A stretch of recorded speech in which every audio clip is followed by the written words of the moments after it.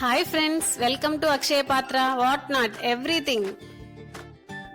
ఈరోజు నేను మీకు ఒక స్వీట్ రెసిపీ ఎలా చేయాలో చూపిస్తాను.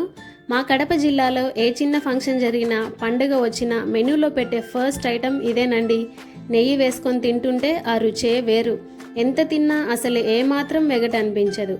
ఇది పూర్తిగా బెల్లంతో తయారు చేస్తాం కాబట్టి షుగర్ పేషెంట్స్ కూడా నిరభ్యంతరంగా తినొచ్చు. ఇంతకీ దాని పేరేంటంటే శనగబేడల పాయసం. అది ఎలా చేయాలో ఇప్పుడు చూసేద్దాం. ముందుగా కావాల్సిన పదార్థాలు చూద్దాము. శనగపప్పు 1 కప్పు, అదే కప్పుతో సగానికి సగ్గుబియ్యం తీసుకోవాలి. నెక్స్ట్ బెల్లం 1.5 కప్పు. దినుసులు 1.5 ఉన్నాయి కాబట్టి బెల్లం కూడా వాటికి సమానంగా తీసుకోవాలి. యాలుకలు 4, నెయ్యి 2 టేబుల్ స్పూన్లు, గసగసాలు, జీడిపప్పు, బాదం పప్పు. ఇప్పుడు ఒక ప్రెషర్ కుక్కర్ తీసుకొని శనగపప్పు వేసి ఒకసారి శుభ్రంగా నీళ్లతో కడగాలి. కడిగిన తరువాత అందులో 3 గ్లాసుల నీళ్లు పోసి కుక్కర్ మూత పెట్టి 4 విజిల్లు వచ్చే వరకు పప్పుని ఉడికించుకోవాలి. నెక్స్ట్ ఒక్కసారి సగ్గుబియ్యంని బాగా కడిగి అందులో 1 గ్లాస్ నీళ్లు పోసి 10 నిమిషాల పాటు బాగా నాననివ్వాలి.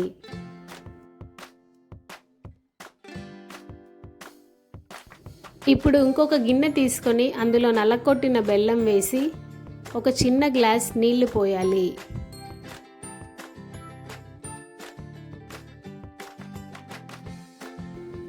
ఇప్పుడు స్టవ్ ఆన్ చేసి ఆ గిన్నెను పొయ్యి మీద పెట్టి లో ఫ్లేమ్లో బెల్లంని బాగా కరిగించుకోవాలి.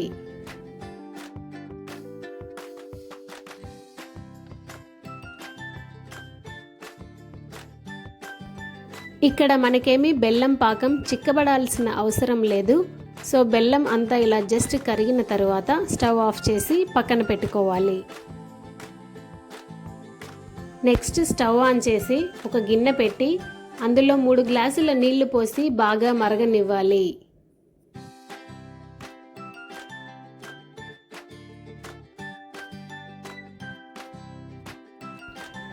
ఇలా నీళ్లు బాగా మరిగిన తరువాత ఇప్పుడు అందులో ముందుగా నానబెట్టుకున్న సగ్గుబియ్యం వేసి బాగా కలుపుకోవాలి.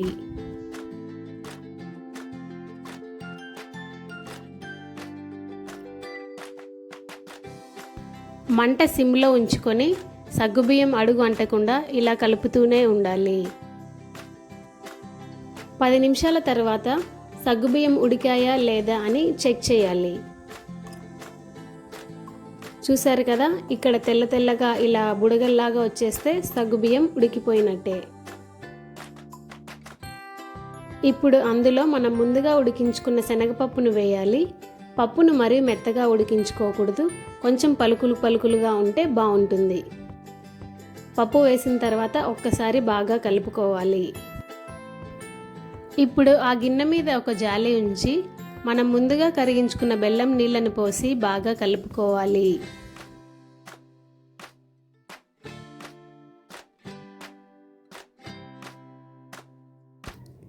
చూసారు కదా, బెల్లం నీళ్లు పోసిన తర్వాత పాయసం మంచి రంగు వచ్చింది. ఇలా ఒక్కసారి బాగా కలుపుకున్న తర్వాత 5 నిమిషాల పాటు సన్నటి సెగ మీద ఉడికించుకోవాలి. ఇలా బాగా ఉడికిన తర్వాత ఇప్పుడు స్టవ్ ఆఫ్ చేయండి. ఇప్పుడు స్టవ్ ఆన్ చేసి తర్వాత వేసే గిన్నె పెట్టి 2 టేబుల్ స్పూన్ల నెయ్యి వేయాలి.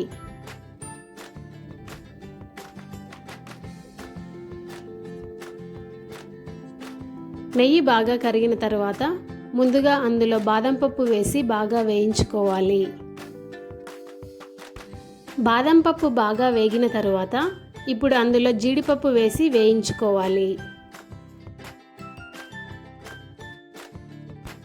అవి 2 బాగా వేగిన తర్వాత చివరగా అందులో కొంచెం గసగసాలు వేసి స్టవ్ ఆఫ్ చేయాలి. ఫైనల్గా మనం వేయించుకున్న డ్రై ఫ్రూట్స్, కొంచెం యాలకుల పొడి వేసి బాగా కలుపుకోవాలి. అంతే, కడప స్పెషల్ శనగబేడల పాయసం రెడీ. చూసారు కదండి ఎంత సింపుల్గా ఉందో ఈ రెసిపీ. చూస్తుంటే తినాలనిపిస్తుంది కదా. ఇంకేమాత్రం లేట్ చేయకుండా మీరు కూడా తప్పక ట్రై చేయండి. టేస్ట్ని ఎంజాయ్ చేయండి.